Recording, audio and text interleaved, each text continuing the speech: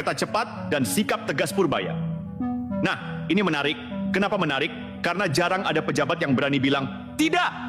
Terutama kalau yang ditolak itu adalah wacana yang datangnya dari lingkar-lingkar elite. Tapi Purbaya melakukannya. Dia bilang, utang kereta cepat jangan dibayar pakai APBN. Utang KCIC dibayar biaya APBN. Kalau dibuat dan antara kan mereka udah punya manajemen sendiri, udah punya dividen sendiri. Rata setahun bisa 80 T atau lebih. Harusnya mereka manage dari situ, jangan ke kita lagi. Simple, tapi nyentil. Kalimat itu seperti tamparan halus ke arah sistem yang selama ini doyan menyelamatkan proyek gagal dengan uang rakyat. Coba bayangkan, ya, proyek kereta cepat ini bukan proyek kecil. Nilainya, dengar baik-baik, 116 triliun rupiah. Bukan ratusan juta, bukan miliaran, tapi triliun. Dan dari jumlah segitu, sebagian besar berasal dari pinjaman luar negeri. Lucunya di sini nih, dulu waktu proyek ini digeber, katanya tidak akan memakai APBN. Katanya semua dari konsorsium BUMN dan mitra luar negeri. Tapi sekarang, begitu mulai berat bayar cicilan, mulai muncul suara-suara halus. Mungkin APBN bisa bantu. Nah loh, janji hilang, beban datang. Dan di tengah semua suara itu, berdirilah satu orang. Purbaya Yudhisa Dewa. Dia bilang, tidak, APBN jangan disentuh.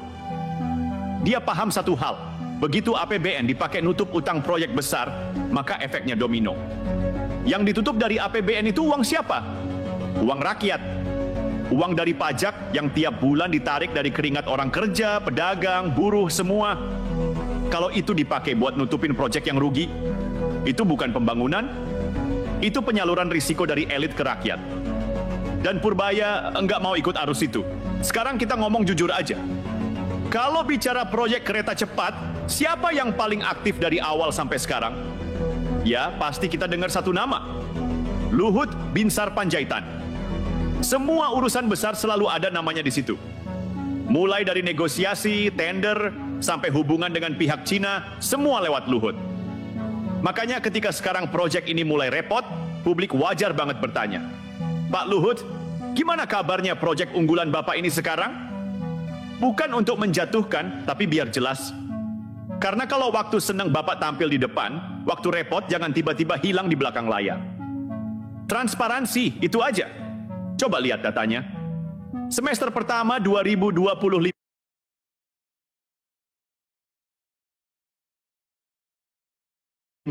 konsorsium BUMN yang pengelola proyek ini rugi 1,62 triliun rupiah.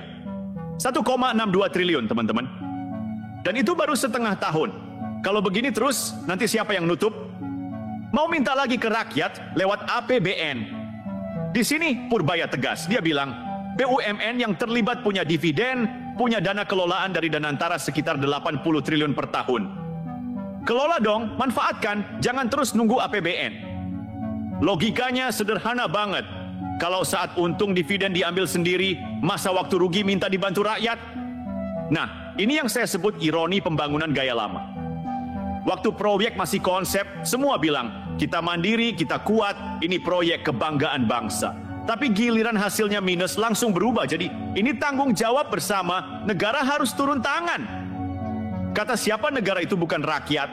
Kalau negara turun tangan artinya rakyat yang bayar. Dan rakyat udah terlalu sering jadi pagar terakhir dari keputusan-keputusan mahal di atas meja kekuasaan. Makanya langkah Purbaya ini jujur saja langkah yang cerdas dan berani. Dia bukan cuma jaga APBN, tapi juga jaga marwah keuangan negara. Dia ingin memutus budaya lama. Kalau ada proyek besar gagal, langsung minta tolong negara. Dan ini penting. Karena kalau pejabat seperti Purbaya enggak berdiri di titik itu, semua proyek bakal terus dijalankan tanpa perhitungan. Kenapa? Karena mereka tahu, nanti juga negara yang bayar. Dan ketika negara bayar, siapa yang nanggung? Ya kita, lagi-lagi rakyat. Sekarang yang paling lucu, sebagian orang malah bilang langkah Purbaya ini keras. Padahal justru disitulah letak logika sehatnya. Dia nggak sedang melawan siapa-siapa, dia sedang membela rakyat. Dia cuma bilang, cukup sudah beban APBN untuk proyek yang tidak mendesak kebutuhan publik langsung. Dan rakyat banyak yang dukung. Komentar-komentar netizen di media sosial itu tegas banget. Ada yang bilang, akhirnya ada pejabat yang waras. Ada yang bilang, kalau kayak gini terus, bisa jadi calon presiden nih. Bercanda, tapi mengandung harapan. Sekarang mari kita bicara sisi politiknya sedikit. Setelah perubahan pemerintahan ke Prabowo, memang ada penataan besar-besaran di sektor ekonomi dan BUMN. Purbaya ini termasuk orang yang dipercaya untuk menyusun ulang sistem yang sudah berantakan sejak lama. Dia bukan tipe pejabat yang suka tampil di kamera, tapi orang yang kalau bicara isinya data, bukan drama. Jadi kalau sekarang dia bilang tidak terhadap pembiayaan APBN untuk proyek kereta cepat, itu bukan sekadar penolakan, tapi sinyal arah baru. Bahwa era proyek besar dulu, mikir dampaknya belakangan mulai ditinggalkan. Dan yang paling penting, teman-teman, langkah Purbaya ini juga bentuk keberpihakan kepada kita semua, rakyat kecil.